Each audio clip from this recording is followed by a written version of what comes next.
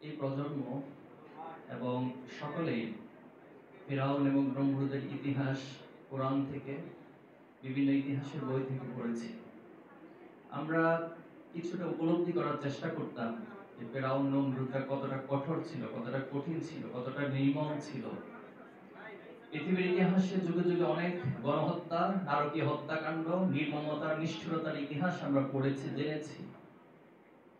কিন্তু আমরা আমাদের এই বয়সে, আমাদের এই প্রজন্মের মধ্য দিয়ে আমরা দেখেছি যে খুনি হাসিনা কতটা নির্মম হতে পারে, কতটা নিষ্ঠুর হতে পারে। 2006 সালের 28 অক্টোবর এখনো যদি আমরা চিন্তা করি, কল্পনা করি, আমাদের চোখের সামনে ভেসে আসে যে আমাদের ভাইদেরকে মুহুর্মুহু গুলি করা হচ্ছে, আমাদের ভাইদেরকে লগি বৈঠা দিয়ে নির্মমভাবে ক্ষতবিক্ষত করা হচ্ছে, আমাদের ভাইদেরকে শুধু হত্যাই নয় বরং সে লাশের উপর তারা পৈশাচিকভাবে, উন্মত্তভাবে নৃত্য করার দৃশ্য আমরা এখনো চোখের সামনে ভাসছে। 28 অক্টোবর মানে হাসপাতালের বেডগুলোতে, হাসপাতালের সিঁড়িগুলোতে, হাসপাতালের করিডোরগুলোতে আমাদের ভাইদের চোখ চোখ রক্ত পড়েছিল। এটা ছিল 28 অক্টোবর। সে 28 অক্টোবরের উপর ভিত্তি করে খুনি হাসিনা 1/11 নামক যে বাংলাদেশের জন্য কালো অধ্যায় সেটি রচনা করেছিল এবং বাংলাদেশে আলটিমেটলি একটি ফ্যাসিবাদী রাষ্ট্রে এবং ফ্যাসিবাদী অকার্যকর রাষ্ট্রে পরিণত করার জন্য নীল নকশা এঁকেছিল। সেদিন হাসিনা ঘোষণা দিয়েছিল সারা দেশ থেকে সবাই লগি বৈঠা নিয়ে ঢাকায় আগমন করার জন্য, এবং খুনি হাসিনা তার বক্তব্যে বলেছিল 1/11 এবং 28 অক্টোবর এগুলো সবকিছু তার আন্দোলনের অংশ ছিল।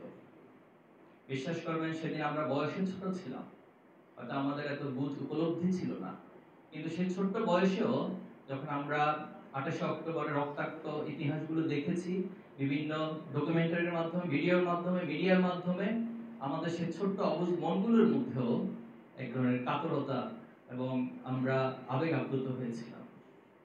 সম্মানিত উপস্থিতি, ইসলামী আন্দোলন সবসময় শাহাদাতের পথ মাড়িয়ে চলে।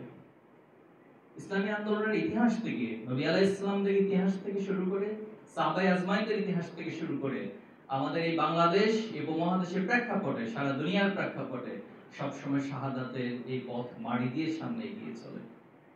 আজকে ইসলামী ছাত্র শিবির যে জায়গায় এসে দাঁড়িয়েছে, এটি হঠাৎ করে আসমান থেকে নাজিল হওয়ার কোনো বিষয় নয়, বরং আমাদের প্রতিটি শহীদের রক্ত, আমাদের সেই রক্তের যে স্পৃহা, যে প্রেরণা, সেই প্রেরণার উপর ভিত্তি করে আল্লাহ রাব্বুল আলামিনের একান্ত মেহেরবানিতে আজকে আমরা এখানে এসে দাঁড়াতে পেরেছি।